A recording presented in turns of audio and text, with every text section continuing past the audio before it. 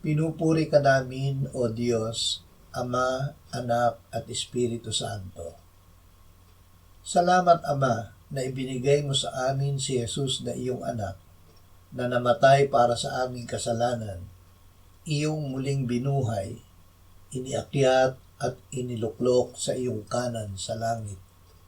Salamat na ibinigay mo sa amin ang iyong banal na Espiritu, at sa pamamagitan niya ay ibinuhos mo ang iyong pag-ibig sa aming puso. Ama, ikaw ang Diyos na pinakamakapangyarihan. Walang imposible sa iyo. Walang anuman na mahirap para sa iyo. Salamat sa iyong salita na kami ay hindi mo iniiwan o pinababayaan. Ikaw ang tumutulong sa amin, kaya't hindi kami matatakot.